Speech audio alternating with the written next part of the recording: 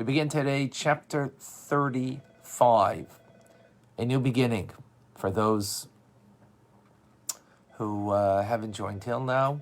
Although everybody that's signed in, I must commend you all. Amazing, day in, day out. Your devotion to learning Tanya is inspiring.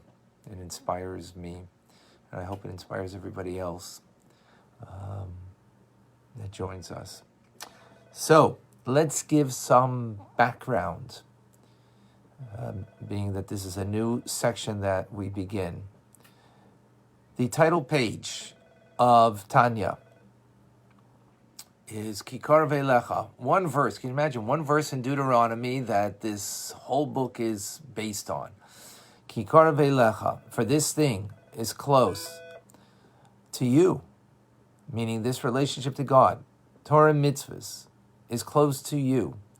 Hadavar ma'od, very close, as a matter of fact. Beficha, where is it close? Beficha, in your mouth. Bilvavcha, and also in your heart. Heart has a double meaning here. It means the heart, meaning feelings, but it also means your thoughts. La'asosei, to do. So what we've explained till now is about the heart as it relates to action.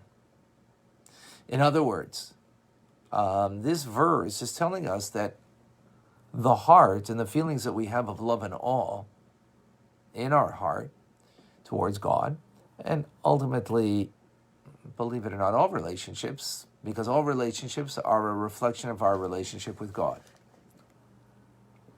So what is the purpose of love? What is the purpose of awe / respect / fear in the presence of, not a fear of punishment, as we mentioned many times.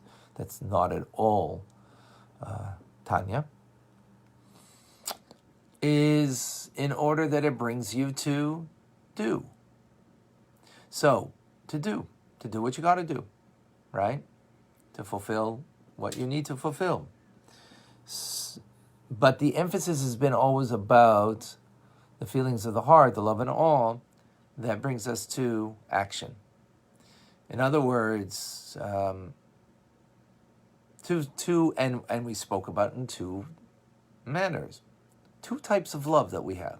One that we produce, which has been chapters 9 through 17, are a love that we can produce. How do you produce love? When you contemplate, when you think about the greatness, the awesomeness of God, the more you understand the creative process, the more you understand God's engagement in the world, God's engagement in me, the more it's going to bring a love and awe towards God. We produce that. And what is the purpose? To do. That it brings us to do something for God. Torah mitzvahs. Learning Torah as we're doing right now. Learning Tanya. That was chapters 9 through 17. But then we said, and that was to explain that it's close. But then the Alter Rebbe went chapters 18 through 25 and saying, very close. Well, not everybody has the intellectual capacity to understand the greatness of God, that it should bring us to have a love and awe of God, even if it's even only an intellectual love, a sentiment in the heart, or understanding heart, as we explained greatly, at great length previously. Not everybody has that capability. So then the Alter Rebbe said, well, there's another kind of love that we have, and it's called an inherent love. That is something that the patriarchs inherited to us, meaning that God gives to us in their merit and the godly soul that is bound up in one with God. And we explained the nature of that soul, and we went into chapters 18 and 19, and ultimately what that means is that we have a love and awe of God, that we love God, we want to always be connected to Him based on our soul, our divine soul. And based on that divine soul, we never want to be disconnected from Him. And now all we have to do is allow it to emerge.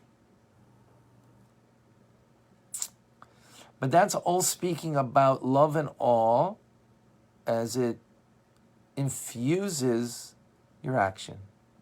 The Alter Rebbe is now going to take this last words of this phrase, la soisei, to do it.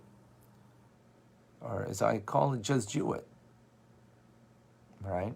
Just do it. And he's going to now take this because obviously the emphasis is about action and not just about love and awe of God that brings to action. There's obviously an emphasis here about the act. So we need to elucidate the term, la soisei, to do it. We need to understand that. Furthermore, we need to understand what's the whole purpose of the Beinoni.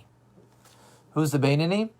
Just a reminder. I'm sure all of you could spout that out right now and tell me.